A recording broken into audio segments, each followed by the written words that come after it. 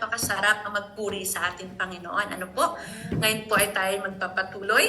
Tayo po ay magpapalakas. Papalakas po tayo sa pamamagitan po ng salita ng ating Panginoon, sa pamamagitan po ng kanyang mahal na lingkod. Wala pong iba mula po sa FBCFI Canang Galete, Pastor Gerald Ian Arganda. Go ahead po, Pastor. Thank you po, Sis Mimi. And before po tayo magsimula, na mag-aral ng salita ng Panginoon, manalangin po tayo. Ama naming banal na makapangyarihan sa lahat, kami po, Ama, ay nagpapasalamat sa oras na ito. Na kami, Ama, ay binigyan niyo ng pagkakataon na mag-aral ng iyong salita. Hiling po namin, Ama, ang iyong patnubay sa aming pag-aaral ng salita. Father, we pray that you open up our minds, our hearts, and especially, Lord, give us the understanding that comes from you. Because whatever spiritual needs is spiritual things to be understood, Lord God. And Father, we declare, Lord, victory sa iyong pangalan sa oras nito. Ang lahat ng tihiling namin sa pangalan ni Jesus. Ang magsabi po ng lahat ay Amen. Today is January 15. Yes. January ang po yung unang buwan ng taon. Sisimulan na naman po tayo ng bagong journey po natin. Sa year 2025, marami ang mga tao na they start their year writing their, what you call this, New Year's resolution. Part ng kanilang mga New Year's resolution ay kanilang plano at gagawin para sa mga susunod. But sometimes, or hindi sometimes, malimit. Pero hindi man malimit palagi. Amen. Palagi po na they make New Year's resolution, but they fail to na i-fulfill ang New Year's resolution. And some are planning, ano ba ang gusto kong gawin sa year 2025? Nasabi ba ninyo, ano bang plano ko this year 2025? Ano ba ang gusto kong mangyari? Ano ba ang gagawin ko para sa mas ikakabuti ko bilang isang tao, bilang isang individual? But, you know, as bilang isang tao, marami tayong plan. But it is God whose plan ang mangyayari sa atin. Amen po. Okay. Set up ako ng aking time.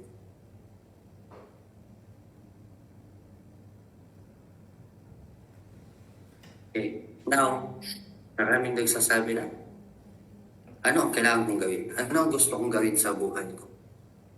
Di ba mas importante po sana na simulan po natin ang taon as isang prayer na sabi, Panginoon, I'm so excited kung anong gagawin mo sa buhay ko ngayong year 2025. Di ba? Panginoon, ano po ba ang gagawin mo sa buhay ko ngayong taong 2025? But makita natin na ano po ba ang sagot sa tanong natin nato na ano po ang gagawin mo, Panginoon, sa buhay ko ngayong year 2025. Let us open our Bible sa Philippians chapter 1 verse 6. Ganito po ang sabi, natitiyak ko ang mabuting gawang pinasimulan sa inyo ng Diyos ay kanyang lulubusin hanggang sa araw ng pagbabalik ni Jesucristo.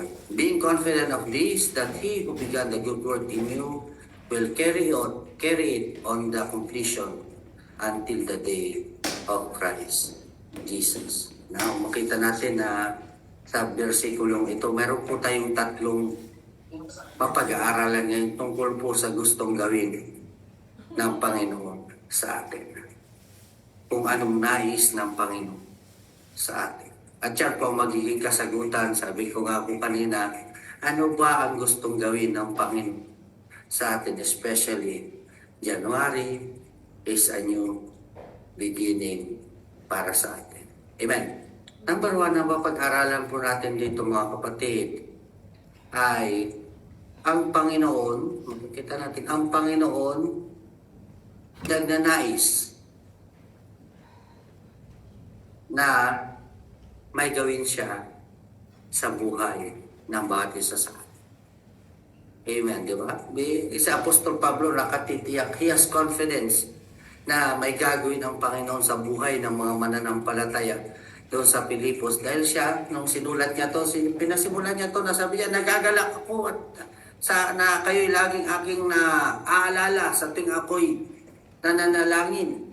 At kasunod yan, at natitiyak po may mabuting gagawin ang Panginoon. Kaya first na matututunan natin dito ay ang Panginoon nagnanais na may gawin siya sa buhay ng bawat isa sa atin. Amen.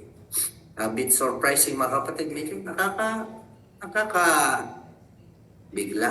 Hindi natin i-expect how can an amazing God, powerful God, na magkaroon ng desire na mayroon siyang gawin sa buhay natin. Na ang Panginoon natin ay nagnanais na magtrabaho sa buhay ng mga ang katulad nating mga makasalanan.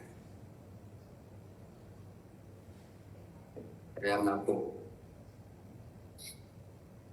sabi ng Panginoong Jesus, Come.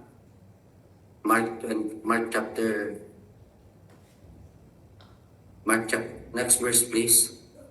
Mark chapter 2 verse 17. Okay. On hearing this, Jesus said to them, It is not healthy who need a doctor, but the sick. I have come to call the right. I have not come to call the righteous, but the sinners. Okay? Hindi ako naparito upang tawagin ang mga makasalanan. Narito ako upang tawagin ang makasalanan, hindi lang ang mga matuwid. Kaya makita natin, nung nakita ng mga Pariseo at Saduceo na si Jesus nakikain kasama ng mga tax collector during that time, nag-comment sila.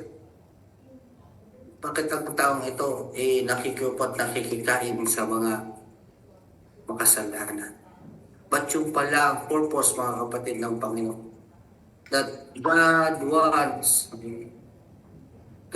to reach out sa atin ng mga makasalanan, mga kapatid. At siya ay handa. Na may gawin sa ating buhay. Na minsan, opposite sa ating mga gusto. May mga gusto ang tao. Gusto nilang umaman, gusto nilang magkakapera, gusto nilang malaking bahay, gusto nila ng magandang sasakyan, no? Gusto nila na magkaroon sila ng financial success, gusto nila na mas tumaas ang kanilang status sa sosyedad. But ang Panginoon, kung titignan natin, ang tayo natin sa Panginoon, napakababa natin mga. But God wants to reach down para sa atin. God wants to meet us at tayo baguhin. God wants na tayo ay maging Kanya. And God wants na maging anak niya tayo, mga kapatid. Amen. God wants na maging anak tayo ng Panginoon, mga kapatid. Nasa pamamagitan ng pag-introduce sa ating Panginoong Jesus, sa pamamagitan ng Ebanghelyo. At sabi sa John chapter 1 verse 12, Yet all who receive Him, to those who believe in His name, He gave the right to become a children of God. So, balit ang lahat ng tumanggap at sumampalataya sa Kanya ay bibigyan niya ng karapatan maging mga anak ng Diyos. Di ba? Makita natin that God wants to start these things para yung dating hindi Kanya ay maging sa Kanya. Nato naman siguro tayo, mga kapatid, dahil noong mga panahon na hindi pa tayo nagkaroon ng encounter with Christ, yung gusto natin at hindi tayo. Ito po ang reality, mga kapatid. Ang lahat ay nanggaling at gawa ng Panginoon. Pero hindi lahat ng tao anak ng Diyos. But now, He is reaching out, mga kapatid. It is for us, it is our decision para tanggapin natin ang Panginoon. Huwag niyong sabihin na, hindi ako worthy sa Panginoon. Nagkasala. Or sometimes you will ask, bakit ako nandito sa lugar na to, hindi ko naman ginawa. Biktima lamang po ng pagkakataon, sa maling pagkakataon at na maling lugar lang ako nung nangyari. But you know, brothers and sisters, ano man ang dahilan, there's one thing for sure. God allowed it para masimulan niya ang trabaho na gagawin niya sa ating mga buhay. It's only me. Ako rin, no? I did not understand bakit ako pinayagan ng Panginoon malagay sa sitwasyon kung sa sitwasyon din po kayo ngayon. Di ba? Hindi ko maintindihan. Until, sabi ko, pinayagan niya pala kung mahuli para nang sa gayon magsimula ang trabaho niya sa buhay ko. Amen. Kaya mga kapatid, sabihin niyo sa inyong sarili, God allowed me na nandito sa lugar na to, na hindi ko matakbuhan ang salita ng Panginoon. Wala akong choice kundi makinig because yung pala may gustong gawin ang Panginoon sa buhay ko. I-claim niyo yan. Hindi yung sabi niyo, nandito ako dahil pinaparusahan ako ng Panginoon. No. But God allowed it na malagay tayo dyan sa ganyang sitwasyon mga kapatid. Because He wants to start a work sa buhay natin. God wants us to have a new beginning. Amen? Amen. Kaya sa mga kapatid na nag-iisip na bakit ako nandito? Din ang sagot. God allowed it para mga kapatid, masimulan niya ang ginagawa. Dahil baka nung nasa laya tayo, hindi niya tayo mahuli kung nasaan-saan lang tayo. Para tayong panahon na makapakinig ng salita ng Panginoon. Yung gusto lang natin ang ginagawa natin. But I want to share you this in order for you to realize that a place kung saan kayo nilagay ng Panginoon is not a place ng punishment sa inyo, but is a place for rehabilitation and improvement para sa inyo. Para sa ating lahat. Amen. Number 2 is this. Sabi nga kanina, natitiyak ni Apostol Pablo na ang mabuting gawang pinasimula sa inyo ng Diyos ay kanyang lulupusin hanggang sa araw ng pagbabalik. Ikalawang po pag-aralan po natin ito mga kapatid, ay nais ng Panginoon na gumawa ng mabuti sa inyong buhay. Una, trabaho. Gusto niya magtrabaho. Ikalawa, meron siyang gusto na mabuting gawin sa inyong buhay. Diba? He who started, sabi ka, be confident, he who began a good work, hindi lang basta pala work, hindi lang basta pala gagawin, kundi mabuting gawa ang gagawin sa inyo ng Panginoon. Na sinimulan na niya. Amen? Kaya sa pagpasok, it's only me when I realized that before pa pala sa pagkahuli ko noon, it only taon ang binila ko, ilang years before ko na-realize that the Lord is working before pa pala ako na mahuli. And hindi niya pinayagan na yung worst ang mangyari sa akin because that night talaga, I'm with this, meron akong nasa possession sa akin na pwede pang madagdag sa kaso ko, pero yung mga kaibigan kasi ubusin na natin yan, ay magpapayaran na yun pagkatapos, ay hindi dahil para sa pa. Ubusin na natin yan. But, inubos namin. Kaya, kung hindi namin yun inubos, isa na naman yun, baka pati drugs, may kaso kasama kong drugs.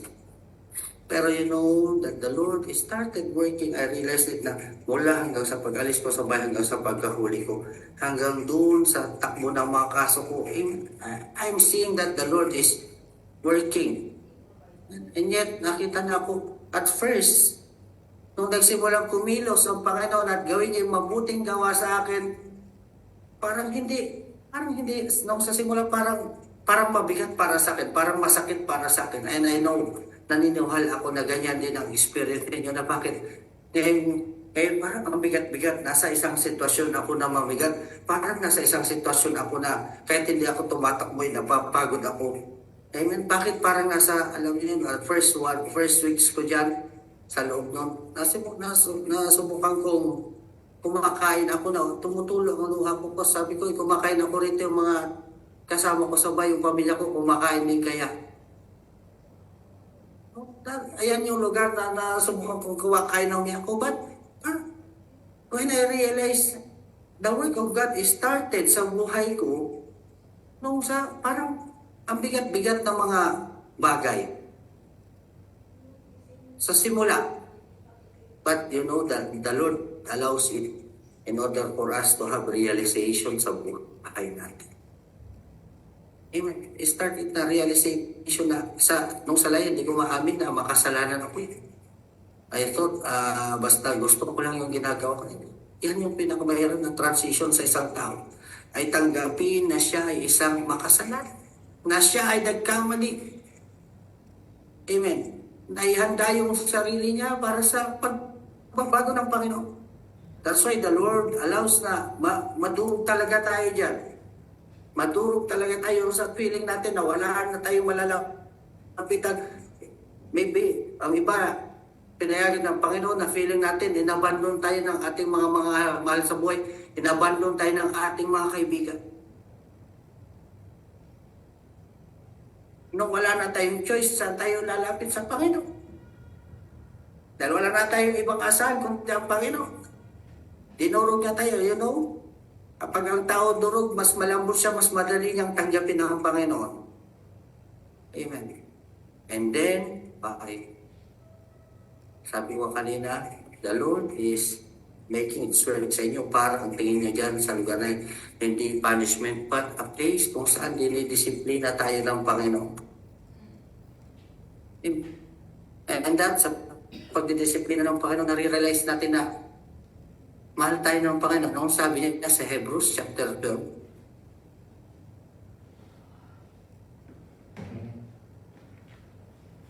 kaya ito dapat ang maging pa natin na nalimutan ba ninyo ang panawagan ng Diyos sa inyo? And you have forgotten the word of encouragement that addresses you as a father addresses his son. It says, "My son, do not make light of the Lord's discipline and do not lose heart when he rebukes you." Sabi, wag mong mamasamain kapag ikaw ay dinidisiplina niya. Sige, verse 6. Sapagkat dinidisiplina ng Panginoon ang minamahal niya at pinapalaw ang itinuturing niya. Because the Lord disciplines those He loves and He punishes everyone He accepts as son. Amen. Kaya pala, allow this. Amen. Things in order for us to be disciplined because inaari kanya na maging anak. Dumating din ba sa realization yung mga kapatid na, ay salamat ka. Pinayagan pa rin ng Panginoon na mahuli ako at makulong. Hindi niya pinayagan na mag-perish na lang ako na hindi ako nakakabalik sa Kanya. Of all past 3 years, past 6 years, marami ang mga gumagawa na hindi mabuti, na hindi nakarating ng pagpulungan, kundi sa ibang lugar sila nadala. Amen. But the Lord is so kind. Kaya nga ako, nung nanguli ako ng April, pagdating ng August, mga kasama ko sila yung mga nasa beach. Then sabi ko, Lord, wait. Dumarating ang tanong ko, Lord, why? Why ako lang yung pinayagan mong mahuli. Kaya dahil kahit na ganun yung makasama ko, mahal ko yung mga yun. Lord, bakit? Ako lang ang pinayagan mong mahuli. Kung nahuli rin sana sila, di sana nakapagbago rin sila. Pero I know, naniniwala ko at the last of their breath, tinanggap nila ang Panginoon. Kaya sabi ng nanay ko, anak, kayo ko lang, mas gusto rin lang kita na dyan binibisip. Amen. But the Lord wants to start a good work in your life. Kaya pag dinudurog ka niya, He wants to reconstruct you. Diba? And mararanasan natin. And then, pag na-start na mga kapatid na nakikita mo na nire-reconstruct ka na niya, binubuo niya na uli yung buhay mo. Is making you ready sa iyong paglaya. Diba? Kaya ako nung sabi ko, anong kailangan kong gawin dito sa loob?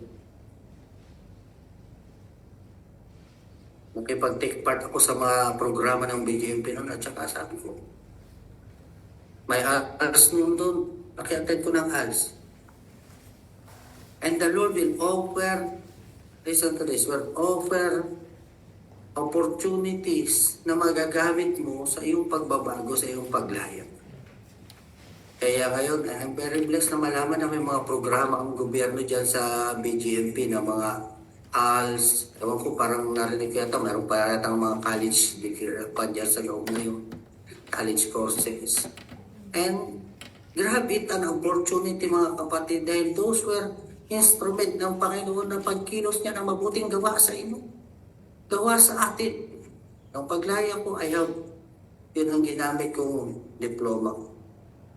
And praise God pa rin dahil nung the Lord has given me wisdom na kasama ko sa mga top 10 ng ALS noon. Even though I was convicted na, nakakuha pa rin ng court order ang mga jail guards at sinamahan nila ako na ma-attend ng graduation sa San Jose City noon sa Nueva Ecija. Alam mo yun, ma-attend ka ng graduation pagkas meron kang dalawang jail guard na nasa likod. Nakatoga ka pero nakayelo pa sa Panginoon. But I see ang kagalakan din ng mga jail guards noon dahil kahit na yung isinabit na korsal sa akin, binili pa noon ni Sir Tom. Kaya sa paglaya ko, I am ready. Meron akong puhunan. At saka, by that, mga kapatid, nakikita ko ang blessing ng Panginoon. At yun din sana makita nyo na ang grace ng Panginoon is sufficient sa panahon na tayo ay mga nasusunod. Amen. Amen. At sa pamamagitan niya, sa pakikinig natin ng salita ng Panginoon, sa pinakauna na pakikinig natin ng salita ng Panginoon, yan ang unang-unang step na nagsisimula ang pagkilos ng Panginoon sa pagkakaroon ng pananampalataya ng tao sa pamamagitan ng kanyang pakikinig. Merong mga benefits to sa kanya. Unang-una, napapatawad tayo sa ating mga kasalanan. Ikalawa, nagkakaroon tayo ng pag-asa.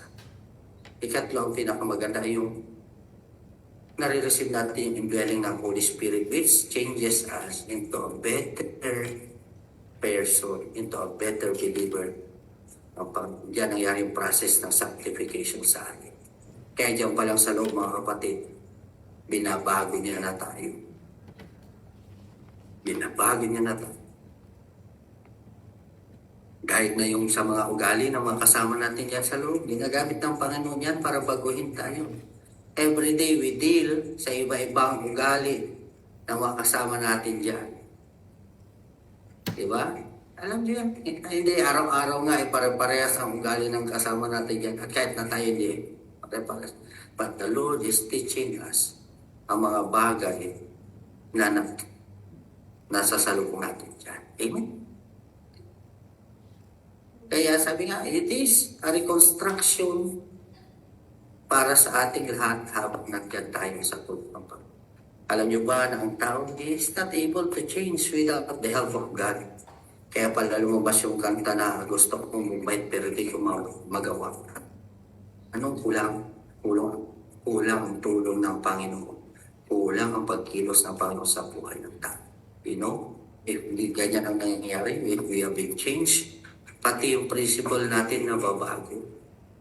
Naririnig niyo ba yan? Kami nung nag-usap-usap, kumakain yung isang kasama namin. Alam naman natin dyan na walang oras ang kain natin yan sa loob. Hanggat may pagkain tayo, kung gusto natin kumain, kumakain tayo eh. Amen. Minsan, nanghingi ka pa nga sa mga kasama, oy, may kanin ka dyan, kakain ako. Ang sabi, lumalabas na.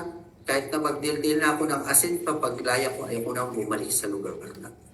But before it happened, nung makulong tayo, hindi na wala tayong takot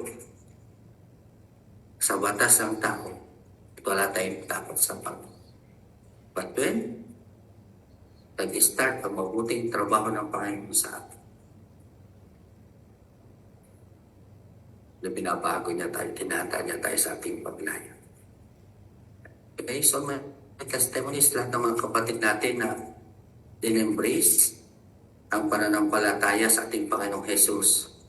Maganda ang buhay ng mga nakasama ko sa loob. maganda ang buhay nilang minsan.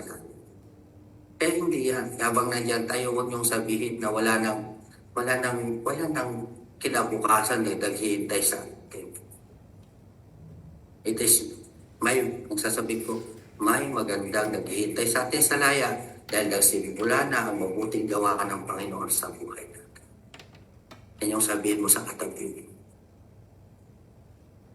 And then last is, na matututunan natin doon sa verse na yun, na Philippians chapter 1 verse 6 ay, ang mabuting gawa ng Panginoon ay magpapatuloy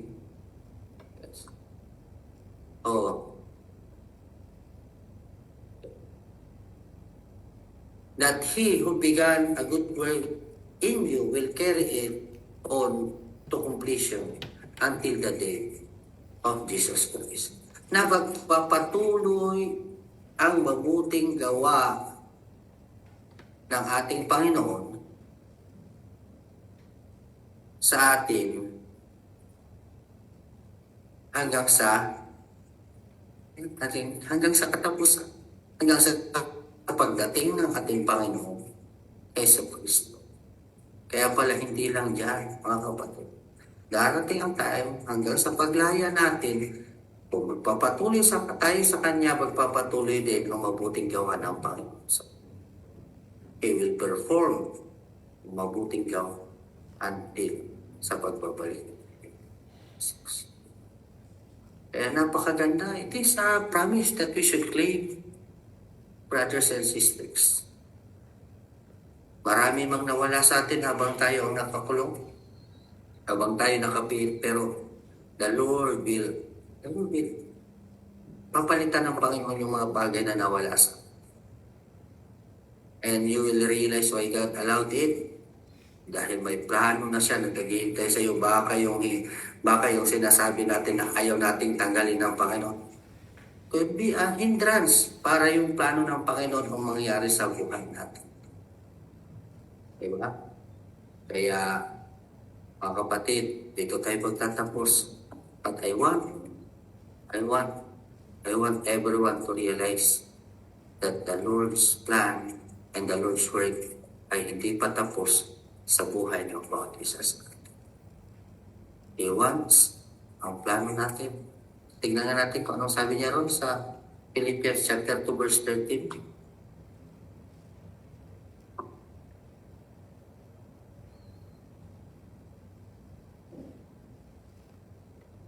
Okay. For it is God who works in you to will and to act in order to fulfill His good purpose. Sapagkat ang Diyos ay kumikilos sa inyo upang inyong naisin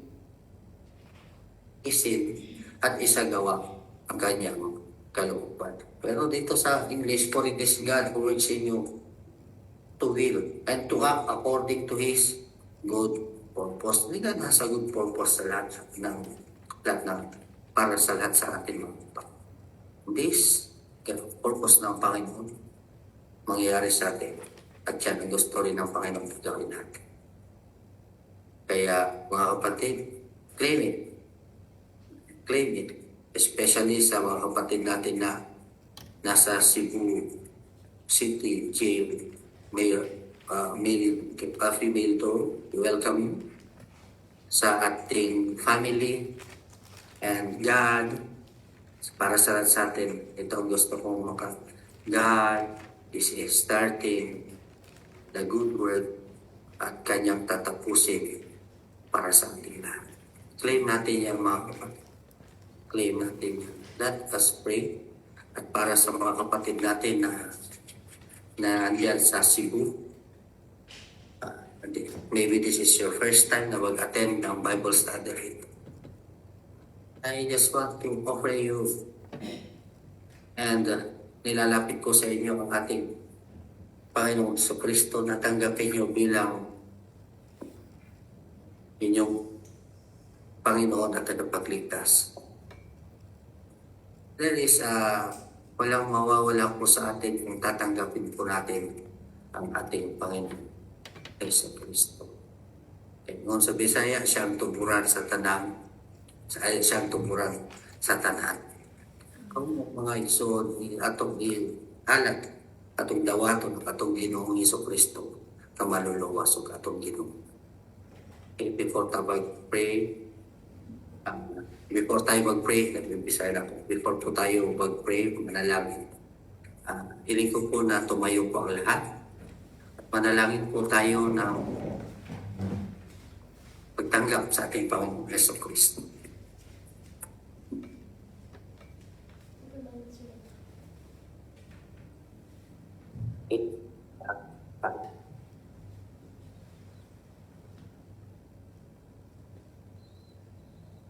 Tumunod po kayo sa aking panalangin. Ama naming nasa langit, kami po ay nagpapasalamat sa oras na to na kami po ay nakapakinig ng iyong salita. Salamat din po, Ama, sa aming pag-aralan na ay nais ka pong gawin sa buhay namin. Salamat din po, Ama, na narealize namin na kami po ay makasalanan at nangangailangan sa aming Panginoong Hesukristo. At sa oras na to, Ama, hiling po namin na kami po ay inyong patawarin sa aming mga pagkukulang at kasalanan. Sa oras na to, tinatanggap po namin ang aming Panginoong Hesukristo sa aming mga buhay bilang Diyos at bilang tagapagligtas. At hiling po namin, Ama, ay sulat po ninyo ang aming pangalan sa aklat mo. Maraming salamat po sa ngalan ni Jesus. Ito ang aming panalangin. Mga natin magsasabi ng Amen. Sige po, kapag-pray ko po kayo. Ama naming banal, kami po ay lubos na nagpapasalamat sa buhay ng mga kapatid po namin na PDLs na tumanggap sa aming Panginoong Hesukristo. Hiling po namin, Ama, na sa araw na ito, tulungan niyo po sila sa pamamagitan ng inyong banal na Espiritu na makapagbago at maging inyong mga anak at masunod po ang inyong kalooban sa kanilang mga buhay. Maraming salamat po. Ang lahat po ng ito hiling namin sa pangalan ni Jesus, ang lahat ay pagsabi ng Amen. Okay, balik ko